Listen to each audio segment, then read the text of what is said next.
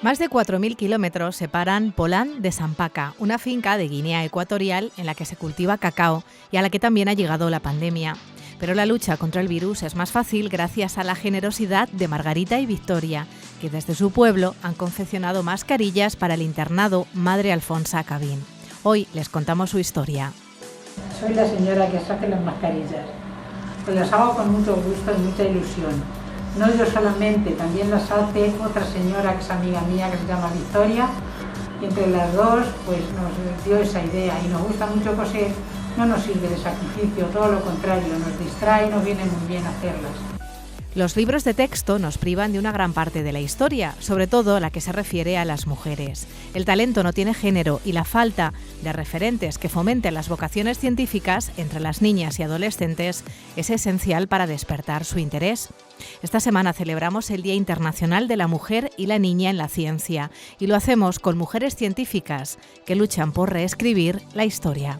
Sí, pensamos que, por ejemplo, las adolescentes que vienen a estudiar nuestros grados pues, se interesan mucho por la ciencia. Quizá hay que trabajar con las niñas desde más chiquititas para despertar esas vocaciones y normalizar el hecho de que cualquiera puede ser científico. Castilla-La Mancha es la séptima comunidad autónoma con más prostitución. En nuestra región existen 77 prostíbulos, 29 de ellos en la provincia de Toledo. Desde que comenzara la pandemia se ha detectado un cierre de prostíbulos, trasladando esta actividad a pisos. Con motivo de la celebración del Día Internacional de Oración contra la Trata de Personas, hoy nos quedamos con este lema: economía sin trata de personas. El hombre que consume prostitución no está consumiendo trata, no cree que la persona con la que está siendo explotada. Pero tampoco considero que quieran ver mucho más allá de lo que hay, ¿no? ¿Qué es lo que puede haber? Es necesaria una reflexión sobre la importancia de seguir investigando y luchando contra el cáncer, una enfermedad que afecta a 12.000 personas en Castilla-La Mancha. En este año marcado por la pandemia, la Asociación Española contra el Cáncer quiere hacer hincapié también en que no se deje a un lado la prevención para poder llegar a un diagnóstico precoz, algo fundamental para evitar que siga aumentando la incidencia. Está habiendo muchos problemas, sobre todo a nivel de diagnóstico del cáncer e incluso de lo que son las consultas en sí. Eso se traduce en que al final, lógicamente, el cáncer necesita de un diagnóstico precoz para su tratamiento y todo esto se está retrasando, con lo cual el problema se agudiza muchísimo más.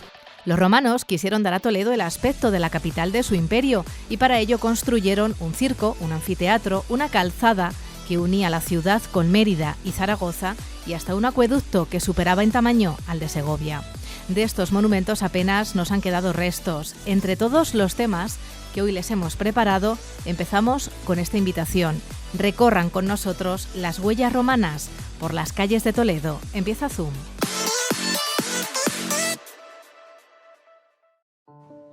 Quisieron dotar a Toledo del aspecto de la gran urbs, Roma, y aplicaron su enorme ingenio e inigualable talento en construir las infraestructuras necesarias.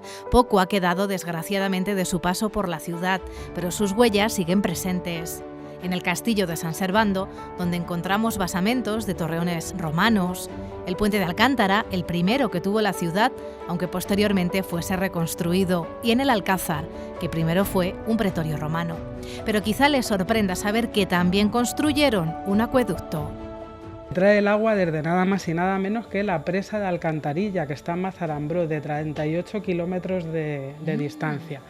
Construyen un sistema de canalización de agua a través de Specum, que así se llaman los canales, y antes de llegar a Toledo, en la zona de las islas, se conservan unas torres de agua que hacían las funciones de depósito. Debió de tener 70 metros de altura frente a los 38 del acueducto de Segovia y formaba parte de un complejo sistema de canalización del agua que incluía un depósito en lo que conocemos como las Cuevas de Hércules.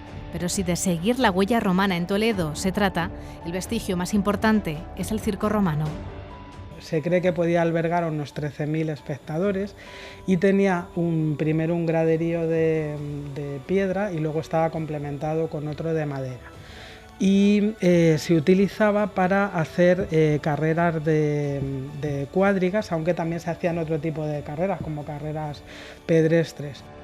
Junto al circo se encontraba el teatro y una sorpresa más. Toledo también contó con anfiteatro donde luchaban los gladiadores. Se ubicaba en el barrio de Covachuelas. Ese estaba ubicado en la zona de las Covachuelas, que se llama Covachuelas porque se conservan algunos de los arcos de esta y están todos en torno al eje central de la calle Honda, que es la única calle recta en esa zona. La ciudad de Toledo, Toletum para los romanos, lo fue desde el 192 a.C. Esa pequeña pero bien fortificada y amurallada, dijo el general Marco Fulvio Nobilior en la conquista, y bien que supieron dejar su impronta, aunque los magníficos sillares de piedra que utilizaron bien vinieran a las civilizaciones posteriores para sus construcciones, pero ese ya es otro capítulo de la historia.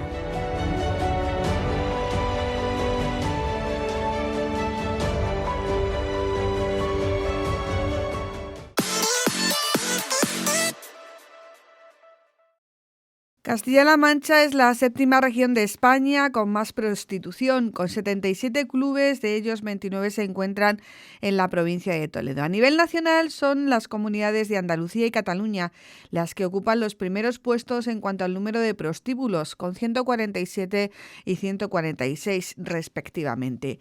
Desde que comenzara la pandemia se han ido cerrando clubes, aunque eso no significa que haya acabado la prostitución, simplemente se ha trasladado a pisos particulares.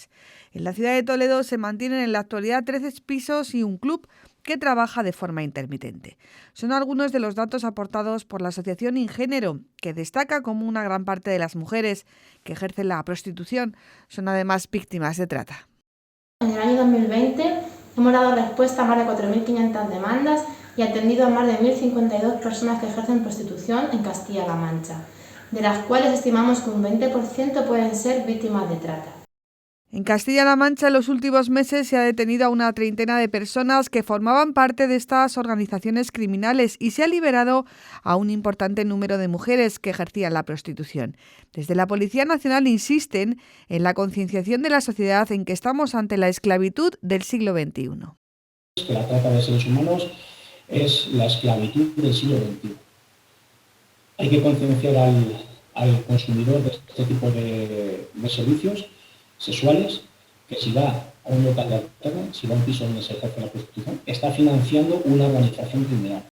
La Policía Nacional tiene en marcha el Plan Nacional contra la Trata, una línea de trabajo que coordina la actuación de los cuerpos y fuerzas de seguridad del Estado con la acción de la justicia y que cuenta con la colaboración de diferentes entidades y asociaciones que ayudan a las mujeres que son liberadas de las redes mafiosas a comenzar una nueva vida. Es el caso de las Oblatas del Santísimo Cristo Redentor, que llevan desde su origen, hace 150 años, trabajando para que estas mujeres recuperen la dignidad perdida en años de explotación sexual. Desde esta institución insisten en que para erradicar la trata hay que convencer a los clientes de los prostíbulos de que ellos son cómplices de esta situación. El hombre que consume prostitución no está consumiendo trata, no cree que que la persona con la que está siendo explotada, pero tampoco considero que quieran ver mucho más allá de lo que hay, ¿no? ¿Qué es lo que puede haber? La Iglesia ha celebrado este 8 de febrero, coincidiendo con la memoria de Santa Josefina Vaquita, mujer sudanesa que fue explotada sexualmente, el Día Internacional de Oración contra la Trata de Personas. Una jornada en la que se quiere concienciar a toda la sociedad de una realidad que afecta a millones de personas en todo el mundo que son tratadas como mercancías y que lleva por lema Economía sin trata de personas. También desde la Archidiócesis de Toledo se trabaja contra la trata y la explotación sexual de las mujeres. Así, en septiembre de 2018 comenzaba su andadura en nuestra diócesis el proyecto Rompe tu silencio, coordinado por Cáritas Diocesana de Toledo, en colaboración con la Delegación de Familia y Vida, el COF, la Delegación de Apostolado Seglar y el Secretariado de Pastoral de Migraciones. Una iniciativa que ofrece ayuda y un acompañamiento integral a las mujeres que sufren o han sufrido violencia, así como a sus hijos. En el último año, Cáritas acompañó en nuestro país a 4.231 mujeres víctimas de violencia y en la actualidad son 47 las mujeres atendidas en el proyecto Rompe tu silencio de Cáritas Diocesana de Toledo.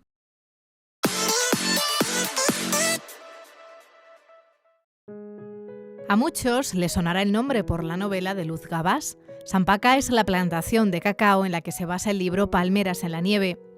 También la película, aunque no se rodara allí. Vivero de plantas tropicales en este lugar único en la isla de Malabo, Guinea Ecuatorial, parece no haber pasado el tiempo. El chocolate se elabora de forma artesanal desde hace más de 100 años. Es la riqueza del continente africano por sus tierras y por sus gentes, aunque nuestra historia no comienza allí, sino aquí, en Polán. Soy la señora que hace las mascarillas. Pues las hago con mucho gusto y mucha ilusión. No yo solamente, también las hace otra señora que es amiga mía, que se llama Victoria, y entre las dos pues nos dio esa idea y nos gusta mucho coser. No nos sirve de sacrificio, todo lo contrario, nos distrae y nos viene muy bien hacerlas.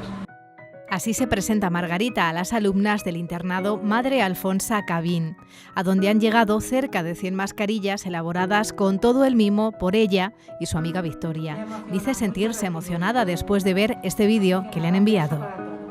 Señora Margarita, yo Inés Susana escribo esta carta para rendirle mis más sinceros agradecimientos por las mascarillas que le ha donado a mi centro Madre Alfonsa Cabín. No hay palabras suficientes para expresar el gesto tan maravilloso que ha hecho por nosotros. Es el agradecimiento al esfuerzo de Margarita, que comenzó a confeccionar mascarillas, animada por su hija María José y la enfermera Ana Corroto, que le hizo llegar la tela procedente de África. Allí la pandemia también ha golpeado con fuerza, aunque no queramos mirar más allá de lo que vivimos aquí. O sí, porque Margarita y Victoria han demostrado que si se trata de solidaridad, no importan los kilómetros. Seguirán cosiendo mascarillas, ahora para los niños más pequeños de ese internado del que nos separan más de 4.500 kilómetros.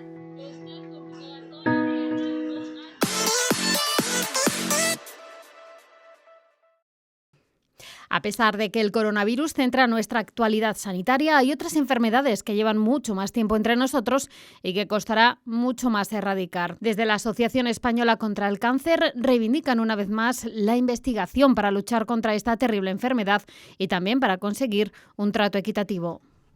De cara a las instituciones públicas, pues seguir insistiendo en que tienen que seguir aportando pues todo lo que puedan para que la investigación en este caso no se pare. Y desde ese punto de vista es un poco la idea de esta campaña. Un año en el que la pandemia se impone y dificulta el seguimiento de los pacientes oncológicos. De hecho, el retraso en las consultas está provocando que 1 de cada 5 casos de cáncer se diagnostique tarde en una enfermedad en la que el diagnóstico precoz puede salvar la vida. Que está habiendo muchos problemas, sobre todo a nivel de diagnóstico del cáncer, y incluso de lo que son las consultas en sí. Eso se traduce en que al final, lógicamente, el cáncer necesita de un diagnóstico precoz para su tratamiento y todo esto se está retrasando, con lo cual el problema se agudiza muchísimo más. En Castilla-La Mancha hay 12.000 personas afectadas por algún tipo de cáncer y la incidencia sigue aumentando. El más frecuente, tanto en hombres como en mujeres, es el de colon. Por ello, siguen reivindicando que se realicen las pruebas de detección para prevenir este y otros tipos de cáncer y, sobre todo, a los ciudadanos que adquieran unos hábitos de vida saludables. Sobre todo lo que buscamos es concienciación, como digo, que es lo más importante, porque desgraciadamente por el tema de la pandemia todo se ha parado y el cáncer también se ha quedado un poco a un lado. Y tenemos que insistir en que el cáncer va a seguir ahí, que la pandemia pasará más tarde o más temprano, pero el cáncer sigue ahí y hay que seguir ayudando. El cáncer sigue siendo el principal problema sociosanitario y la segunda causa de muerte en el mundo. Además, está previsto un crecimiento de más del 30% de casos para el año 2030. Una razón más para seguir incidiendo en la necesidad de investigar y de invertir en prevención.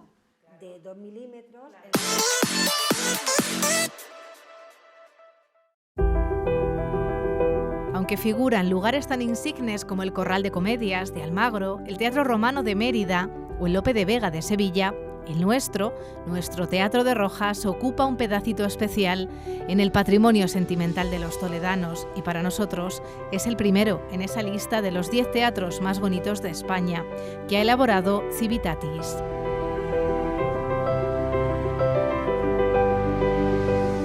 Aquí se celebraba el mercado, hasta aquí llegaban los cómicos, malabaristas, burladores, bufones y demás gente del arte y la comedia, que hacían del entretenimiento su oficio y de paso se llevaban alguna moneda. En el mismo lugar que ocupó el Mesón de la Fruta, la gran casa de comedias de Toledo, levantada en el siglo XVI. El actual Coliseo toledano, tal y como hoy lo conocemos, tiene su origen en 1865, en un primer proyecto del arquitecto municipal Luis Antonio Fenech, reelaborado 4 años después por Ramiro Amador de los Ríos. La inauguración, con toda la solemnidad que el acto requería, llegó el 19 de octubre de 1878.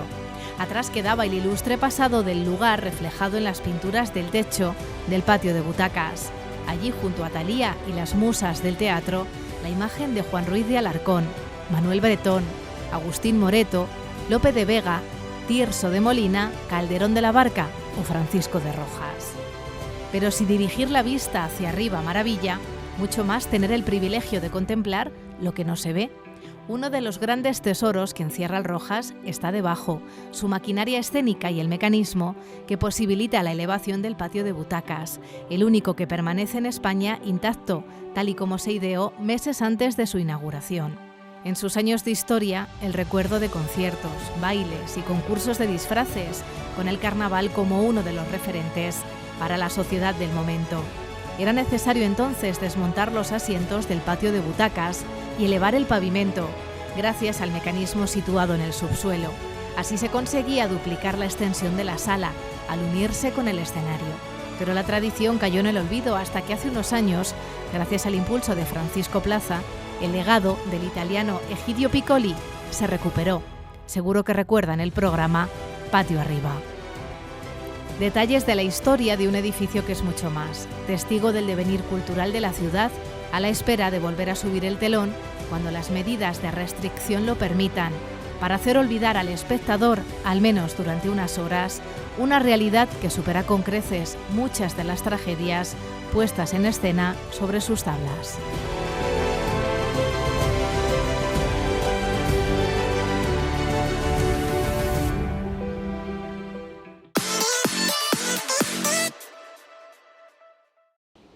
La ciencia continúa ligada hoy en día a nombres masculinos. Sin embargo, muchas mujeres a lo largo de la historia han marcado las líneas de investigación más exitosas. Una falta de referentes femeninos que influye en los hombres y mujeres del futuro. Y es que en los libros de texto, tan solo el 7,6% de las menciones científicas corresponden a nombre de mujer. Esta semana celebramos el Día Internacional de la Mujer y la Niña en la Ciencia, reivindicando una vez más su papel y la necesidad de conocerlas para seguir su ejemplo, para que todas esas niñas puedan tener espejos en los que mirarse y despertar su interés científico. Sí, pensamos que, por ejemplo, las adolescentes que vienen a estudiar nuestros grados pues, se interesan mucho por la ciencia. Quizá hay que trabajar con las niñas desde más chiquititas para despertar esas vocaciones y normalizar el hecho de que cualquiera puede ser científico. En los últimos años han aumentado las iniciativas para visibilizar a las mujeres científicas, aunque aún permanece el estereotipo de que las ciencias son materias más adecuadas para los hombres. Pero ellas están aquí para contarnos la verdadera historia, porque son ellas las que investigan, son científicas, son muchas y han trabajado muy duro para llegar hasta donde están, porque esta es su pasión. El camino es largo, es una carrera larga, pero es muy apasionante porque siempre estás en continuo aprendizaje, ¿no? El descubrir cosas, el plantearte hipótesis, pues es apasionante. Necesitas mucha dedicación y a veces cuando llega la maternidad la conciliación es algo complicada, pero bueno, con ayuda de todos es posible. Esta semana, en la que celebramos el Día Internacional de la Mujer y la Niña en la Ciencia, la Facultad de Ciencias Ambientales y Bioquímica de la Universidad de Castilla-La Mancha, junto a la Unidad de Cultura Científica y la Consejería de Educación, han preparado numerosas iniciativas en formato online, charlas, entrevistas virtuales e incluso llevan los laboratorios a las zonas rurales, donde aún es más difícil, si cabe, despertar el interés por estas ramas de estudio. 18 colegios e institutos de la provincia de Toledo han recibido un material específico para realizar un interesante experimento. El experimento consiste en que, por ejemplo, cuando vuelvan del recreo, tomen con un bastoncillo muestras de su mano y hagan una siembra en una placa Petri y vean qué microorganismos se desarrollan. Y luego el mismo experimento hacerlo, pero una vez aplicado el hidrogel, para hacer de nuevo la siembra y ver cómo en esas condiciones ya con el hidrogel no crecen microorganismos en las placas, ¿no? Una forma de hacer ver también la importancia de una buena higiene en tiempos de pandemia, así como de despertar el interés por aquello que desconocemos y que nos preguntamos, para reescribir la historia y colocar a las mujeres en el lugar que se merecen.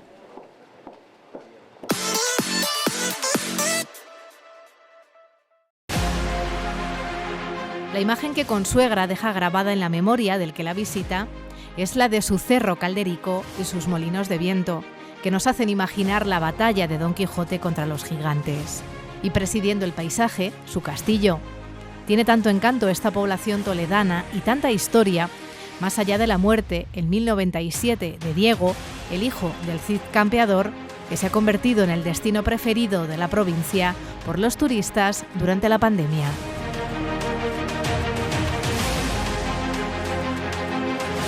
Porque el turismo de proximidad ha sido el preferido en estos tiempos de incertidumbres y restricciones.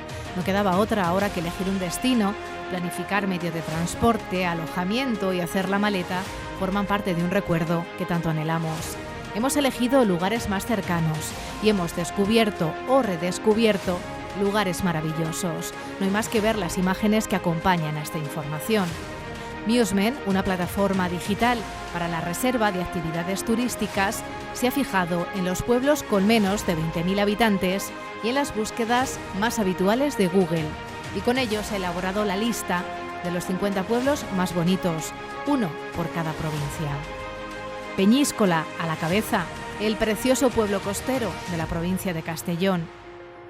También Llanes, la preciosa villa marinera de Asturias. U Hondarribia, en Guipúzcoa, con sus coloridos balcones. Pero para viajar, cuando se pueda, no hace falta ir tan lejos. Nuestro recorrido por Castilla-La Mancha puede llevarnos a una ciudad situada estratégicamente para controlar el paso del Alto Henares y los valles de los ríos Dulce y Salado, Sigüenza, en Guadalajara. A la cuna de Fray Luis de León, la villa de Belmonte en Cuenca, hermoso pueblo a los pies de su castillo. A pleno campo de Calatrava, en la provincia de Ciudad Real, plagado de monumentos, Almagro. O sobre una peña formada por la hoz del Júcar, un pueblo tan pintoresco como especial, Alcalá del Júcar, en Albacete. Opciones perfectas para poner rumbo durante las vacaciones, desconectar de una realidad un tanto ingrata este tiempo y disfrutar en familia o con amigos, como solíamos hacer antes de que una pandemia viniera a trastocar todos nuestros planes.